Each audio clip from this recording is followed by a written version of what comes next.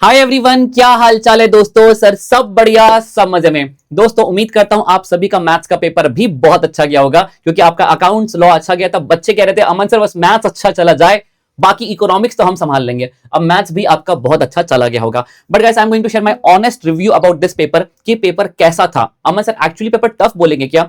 अभी देखिए जो स्टूडेंट्स के रिव्यू है मैं बता दूं। स्टूडेंट्स का कहना है कि मतलब मैं अपने स्टूडेंट्स कम्युनिटी की बात कर रहा हूं, जहां पर मैंने पोल कंडक्ट किया। Students were saying the paper was easy and manageable, but many students जिनका 50-60 मार्क्स का अटेम्प्ट हुआ है, उनका कहना है सर बच्चे कह रहे हैं इजी था, लेकिन मैंने 65 मार्क्स का अटेम्प्ट किया, मैंने 70 मार्क्स का अटेम्प्ट किया, पर मेरे सेंटर मेरे फ्रेंड्स लोगों ने 80 मार्क्स का पेपर अटेम्प्ट किया, तो उन बच्चों के लिए मॉडरेट हो गया paper. Guys paper is always easy, moderate and tough. जिसका अच्छा चला गया उसके लिए इजी, जिसका अपने एक्सपेक्टेशन से ठीक ठीक गया उसके लिए मॉडरेट, जिसका एक्सपेक्टेशन से बिलो गया तो उसके लिए तो हमेशा पेपर हार्ड हो गया। पेपर कैसा आया से मैं बात करूंगा, पर पेपर कैसा गया वो आपको पता है, आपका बेटर। ठीक है, देखिए दोस्तों, अब पेपर कैसा आया बता दूं। यदि पेपर उन रिसोर्सेज से आता है जो स्टूडेंट्स के पास है, जो किताबें हैं, यदि उन्हीं में से क्वेश्चंस रिपीट हो गए तो हम कहते हैं पेपर इजी था। लेकिन यदि कोई क्वेश्चंस नए आ जाते हैं तो हम कहते हैं पेपर टफ था। जैसे पिछला अटेम्प्ट ऐसा था दोस्तों, जहां पे 15-16 क्वेश्चंस काफी ज्यादा नए थे। लेकिन इस बार का जो दोस्तों पेपर है, इस बार जो ऐसे क्वेश्चंस आए जो स्टूडेंट अपनी डे टू डे लाइफ में प्रैक्टिस करता है। हाँ, पर यह बात भी सच है, यदि आप बहुत ज्यादा इजी इजी क्वेश्चंस करते हैं, आप कभी अपने टफ क्वेश्चंस को टच ही नहीं करते। जैसे कि दोस्तों ये वाला क्वेश्चन, कैसे ये वाला क्वेश्चन क्या हम सर a माइनस बी निकालना था हमें, तो under root of a plus B का होल स्क्वायर माइनस 4ab। अब ये वाला क्वेश्चन एलडीआर में करवाया हुआ क्वेश्चन है, पर मान लेते हैं आप ऐसे क्वेश्चंस को टच नहीं करते हैं, देखते ही नहीं है कभी, तो आपको ये सारे क्वेश्चंस परेशान कर सकते हैं। तो गाइस मैं आपको सही बोलूं तो paper was actually easy to moderate level, but paper was not at the tough category में प्लांट करना इस पेपर को तौहीन हो जाएगी। हाँ, आप पिछले अटेम्प्ट से कंपेयर करें तो पेपर वाज क्वाइट इजी। पिछला वाला पेपर लोग कहते थे टफ था क्योंकि बहुत सारे नए क्वेश्चंस थे, इस बार कोई नए क्वेश्चंस नहीं थे। जो ट्विस्ट एंड टर्न था इस क्वेश्चन में, स्टैट्स की थ्योरी में कोई इन्होंने घुमा दिया, स्टैटिस्टिकल डिस्क्रिप्शन ऑफ डेटा का वेटेज कम करके सैंपलिंग का वेटेज बढ़ा दिया। जबकि हम एसडीओडी में इतने सारे कंटेंट है कि वहां से थ्योरी पूछना ज्यादा बनता है, पर बहुत ज्यादा सैंपलिंग की थ्योरी को टफ नहीं किया। कहां पे बायसनेस इन्वॉल्व नहीं होता, रैंडम सैंपलिंग। कहां पे उसका जजमेंट इन्वॉल्व होता है, पर्पोजिव सैंपलिंग। आज सुबह ही रिवाइज किया था, वही as it is direct questions पूछा, बहुत ज्यादा ट्विस्ट एंड टर्न नहीं किया। बट यस, उन्होंने थोड़ा सा वहां पे वेटेज को शिफ्ट किया। अब बच्चे को बताना चाहते हैं कि सैंपलिंग नया चैप्टर था, हम उससे पूछेंगे। अब कैलकुलस की बात करें, कैलकुलस पूरी दुनिया छोड़ के जाती है, कैलकुलस को फिर से इजी किया, but at the same time calculus में ऐसा कुछ भी नहीं पूछा गाइस, मतलब कि वेटेज को बहुत ज्यादा चेंज नहीं किया। तो यदि उनको पता है कि स्टूडेंट छोड़ के जाता है 5 नंबर का, तो 5 नंबर का छूट भी गया होगा, तो आपके वेटेजेस में कुछ ज्यादा खास फर्क नहीं पड़ा। इसके बाद दोस्तों बात करें हम लोग जैसे स्टैट्स का थ्योरी का, again this was a direct question. ये इनके एमटीपी पर भी सवाल आया था, हमने सुबह भी रिवाइज किया था एलडीआर क्वेश्चंस में, एंड गाइस ये वाला question as it is exam में भी आ गया।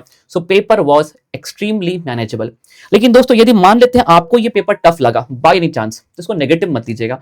आप इसको ये समझिए, इस पेपर आपको टफ लगा मतलब आपके पास तो सही रिसोर्सेज नहीं है पढ़ने के लिए, या तो जिन किताबों से आप पढ़ रहे हैं उसमें वो बहुत बेसिक चर्चा है, थोड़ी हाई लेवल की चर्चा करने की आपको जरूरत है।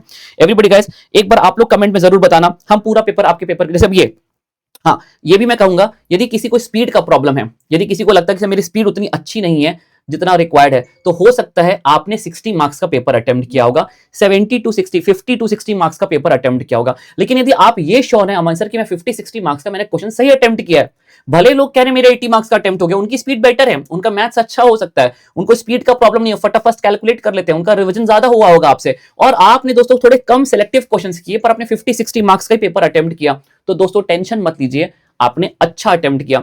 यदि आपके लॉ में 60 मार्क्स आते हैं तो आप क्या बोलते हैं, मेरा लॉ बहुत अच्छा है। तो यदि आपके मैथ्स में आपने 60 का अटेम्प्ट किया और आपके 55, 57, 58 आ रहे हैं, आपने 65 मार्क्स का पेपर अटेम्प्ट किया और आपके 60 आ रहे हैं, तो ये बहुत अच्छा स्कोर है। अपने आप को डिप्रेस मत करो, अपने आप को किसी से कंपेयर मत करो।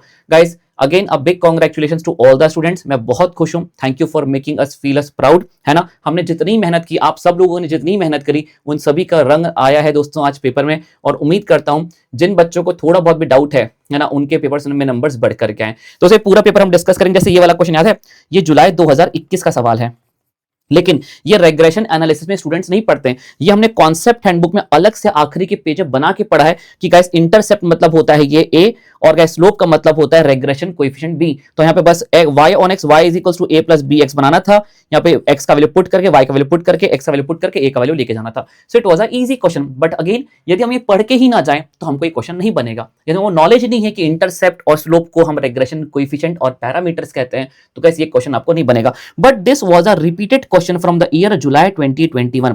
सो इन शॉर्ट आज जो पेपर आया उसका रिसोर्स ये था दोस्तों, एमटीपी, पीवाईक्यू एंड इंस्टीट्यूट ने अपने मॉड्यूल, इसके बाहर कोई भी नया क्वेश्चन अभी तक तो नहीं दिखा। पिछले अटेम्प्ट के कंपैरिजन में this paper was a easy paper. पिछला अटेम्प्ट में फिर से कह दूं टफ इसलिए लगा था कि paper out of the box थे। सो गाइस आपका पेपर कैसा गया एक बार जरूर बताना। अगेन गाइस ये मत सोचो कि दुनिया इजी कह रही तो आप में कोई गड़बड़ है, दुनिया टफ कह रही तो आप में कोई गड़बड़ है, ऐसा कुछ नहीं है। ये डिपेंड करता है कि हमारी तैयारी कितनी है, हमारा रिवीजन कितना है। तो यदि आपका पेपर जैसा भी गया है जरूर कमेंट पे बताना गाइस, एंड डोंट वरी सब अच्छा होने वाला है। अभी कोई पेपर डिस्कस मत करो, अपने आप को जज मत करो, अपनी पूरी तैयारी इकोनॉमिक्स में लगा दो। आप सब लोगों ने बहुत अच्छा परफॉर्म किया है और आगे भी बहुत अच्छा परफॉर्म करोगे। Thank you so much guys, thank you so much. अब मैं भी रिलीव्ड हूं कि आप सबके पेपर अच्छे गए और ये सब क्वेश्चन देख करके तो मुझे मजा ही आ गया, सही बताऊं तो। मतलब मैंने यहाँ पे जब देखा, ये मेरे स्टूडेंट का पेपर है, हर्षुल का पेपर है, इसने सारे क्वेश्चन के आंसर सही अटेम्प्ट किया, सही टिक किए।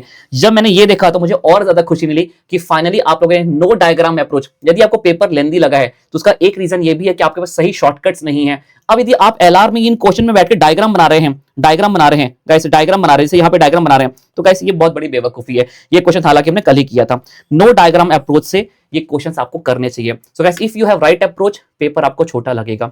एक मैथ्स की एक सबसे बड़ी प्रॉब्लम यही है दोस्तों कि देखो इकोनॉमिक्स का पेपर 2 घंटे का होता है, कुछ सॉल्व नहीं करना। मैथ्स के पेपर को सॉल्व करने के लिए आइडियली 3 घंटे का टाइम देना चाहिए, पर बाय डिफॉल्ट वो 2 घंटे का टाइम देते हैं। तो एक स्टूडेंट का पैनिक मोड ऑन हो जाता है, ठीक है। एंड गाइस हमेशा हमें टाइम कम ही मिलता है, इसलिए हमारे पास अप्रोचेस सही होना जरूरी है, हमारे पास ट्रिक्स सही होना जरूरी है। Paper will be manageable always if you have right approach and right tricks. तो दोस्तों उम्मीद करता हूं आप सभी लोगों ने बहुत, अरे यार मतलब इस बार प्रोबेबिलिटी नहीं घुमाया, थेरोटिकल नहीं घुमाया, एमओसीटी एमओटी नहीं घुमाया, कोरिलेशन रिग्रेशन नहीं घुमाया, direct questions, MOF PNC sequence risk नहीं घुमाया, इक्वेशंस नहीं घुमाया, alpha 1 upon alpha 1 upon beta निकालना था, alpha plus beta upon alpha into beta, alpha plus beta minus beta, मतलब इट वाज मैनेजेबल क्वेश्चन।